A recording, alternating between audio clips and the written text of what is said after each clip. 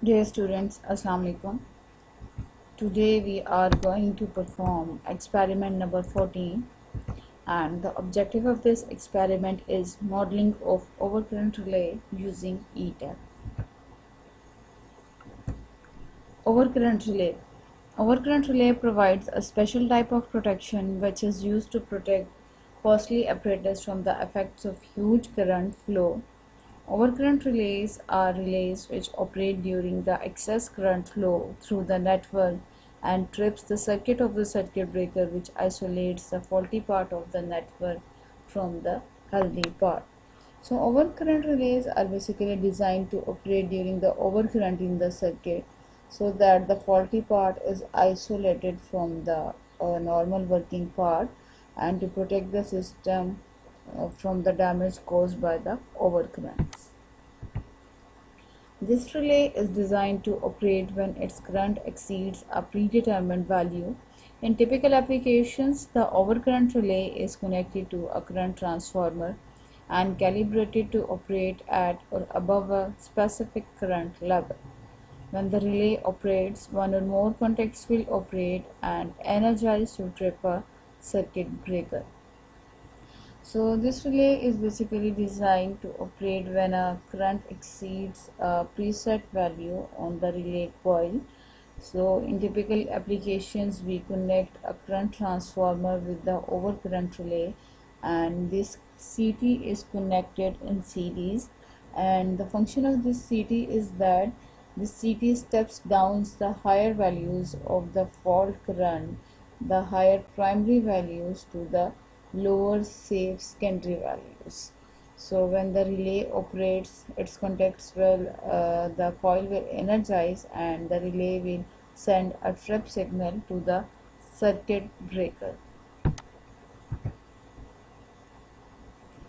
In this experiment, we will connect one current transformer to the overcurrent relay. When a fault occurs in the system, the amount of current flowing through that section increases, and current transformer provides the relay a sense of fault. After sensing the fault, the relay operates circuit breaker and isolates the faulty system from the normal system. तो ये जो experiment हम perform करने जा रहे हैं, इसमें हमने एक करंट ट्रांसफार्मर जो है वो ओवर करंट रिले के साथ लगाया हुआ है, और करंट ट्रांसफार्मर जो है वो सीरीज़ में हम लगाएंगे। तो जब हमारे पास सिस्टम में हम फॉल्ट इंसर्शन करवाएंगे, कोई भी फॉल्ट इंट्रोड्यूस करवाएंगे, तो शॉर्ट सर्किट फॉल्ट हम इंट्रोड्यूस करवाएंगे सिस्टम में। शॉर्ट सर्किट फॉल्ट इंट्रोड्यूस करवाने से करंट जो है वो आपके सिस्टम में इंक्रीज़ हो जाएगा। करंट इंक्रीज़ होने की वजह से वो इसको ओवर करंट रिले जो है वो इसको एज अ फॉल्ट सेंस करेगी और सर्किट ब्रेकर को एक ट्रिप सिग्नल प्रोवाइड करेगी, ताकि जो फॉल्टी पार्ट है सिस्टम का उसको आइसोलेट हम कर सकें नॉर्मल वर्किंग पार्ट से।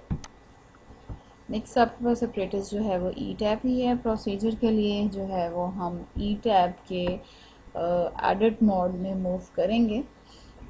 तो जैसे कि आप लास्ट अपने प्रीवियस एक्सपेरिमेंट्स में वन लाइन डायग्राम्स बना चुके हैं, उनका लोड फ्लो एनालिसिस रन कर चुके हैं, और उसके अलावा शॉर्ट सर्किट एनालिसिस भी आप उनका जो है वो रन कर चुके हैं।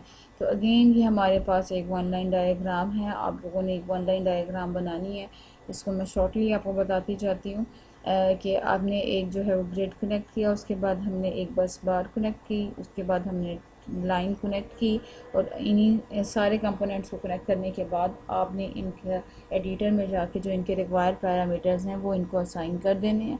उसके बाद एक और हमने बस कनेक्ट की और एक सर्किट ब्रेकर हमने कनेक्ट किया, फिर उसके बाद हमने एक ट्रांसफार्मर कनेक्ट किया।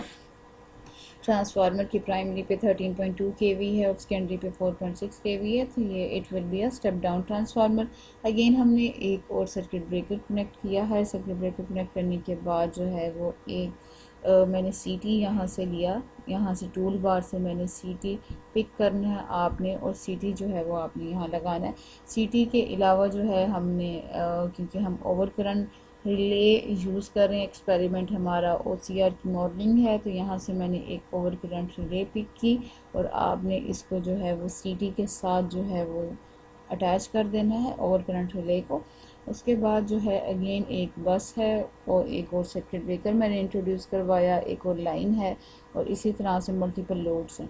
तो आप इस तरह से कोई भी एक वन लाइन डायग्राम बनाकर उसमें डिफरेंट कंपोनेंट्स लगाकर उसमें मल्टीपल लोड्स लगा सकते हैं, रेटिंग डिफरेंट कर सकते हैं, अपनी मर्ज़ी से नंबर ऑफ़ बसेस इंक्रीज़ कर सकते हैं, नंबर ऑफ़ लोड्स इंक्रीज़ कर सकते हैं और डिफरेंट जो है वो आप कंपोनेंट्स पुट करके। और क्योंकि हमने ओवर करंट रिले की मॉडलिंग परफॉर्म करनी है तो मैंने जो है वो सीटी और ओवर करंट रिले जो है वो एक आपके पास इसमें जो है वो कंपल्सरी कंपोनेंट्स होंगे। तो सीटी हमने लगाया और उसके साथ में एक ओवर करंट रिले लगाई।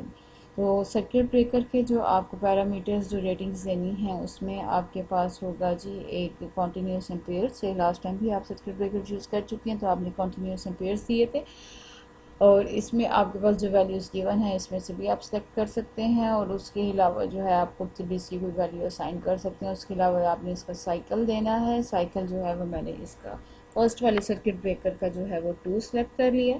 साइकिल जो है वो सिलेक्ट करता है rated interrupting time of the circuit breaker in cycles from the list given. तो साइकिल एक का सर्किट ब्रेकर का मैंने 2 दे दिया है। नेक्स्ट सर्किट ब्रेकर का जो साइकिल है वो मैंने 5 दिया है और इसी तरह से उससे नेक्स्ट का सर्किट ब्रेकर का आप साइकिल का जो है वो डिफरेंट गैप दे सकते हैं ताकि आपके पास सर्किट ब्रेकर जो है वो डिफरेंट टाइमिंग में ऑपरेट करें। उसके बाद हम आ जाते हैं जी ओवर करंट रिले पर। ओवर करंट रिले में हमारे पास जो है जी बल्कि ओवर करंट रिले से पहले हम अपने सीटी की रेटिंग से देते हैं क्योंकि हमने पहले सीटी पुट किया, करंट ट्रांसफार्मर पुट किया। यहाँ पे आपने इसका आईडी दे देना है, नेम दे देना है, सर्विस कंडीशन आपने इसकी इन रखनी है। उसके बाद आपने इसकी रेटिंग पर जाना है। रेटिंग हम लोग स्टार्ट में ही फर्स्ट लैब में डिस्कस कर चुके थे कि हमारे पास जो सीटीज़ होते हैं उनकी जो स्टैंडर्ड सेकेंडरी की रेटिंग्स हैं that are the 5 ampere and the 1 ampere. तो प्राइमरी पर डेफिनेटली आपके पास ज़्यादा करंट आ रहा होता है, फॉल्ट करंट की वैल्यू है वो उसको मैंने 100 ले लिया और सेकेंडरी आपके पास स्टैंडर्ड होती हैं 1 एम्पेयर एंड 5 एम्पेयर। तो यहाँ पे मैंने 5 एम्पेयर ले लिया। तो ये रेशियो आपके पास हो जाएगा 100:5। ठीक है, यहाँ पे हमने सीटी की रेटिंग्स दे दी।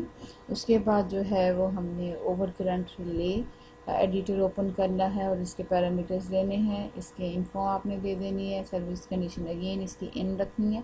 उसके बाद जो है वो हम इसके इनपुट पर जाएंगे। इनपुट ओवर करंट रिले को डेफिनेटली कहाँ से मिल रहा होता है? ओवर करंट रिले जो है इसको इनपुट हमारे पास सीटी से मिल रहा है और आउटपुट इसका क्या होगा कि आउटपुट ये ट्रिप सिग्नल जनरेट करेगा टू द सर्किट ब्रेकर।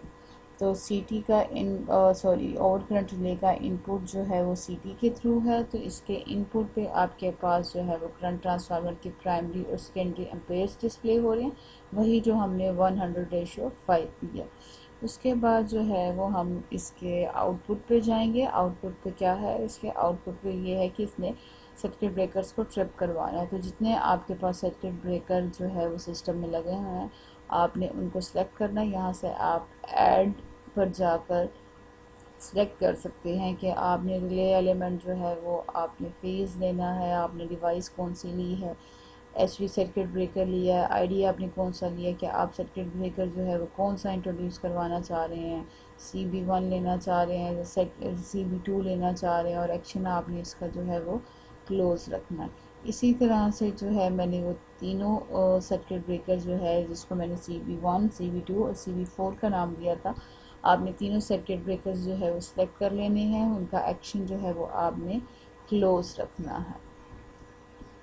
ठीक है, उसके बाद जो है हमने इसके OCR पे चले जाना है। OCR ओवर करंट रिले के टैब पे जाना है। वहाँ से जाकर आपने लाइब्रेरी पर क्लिक करना है।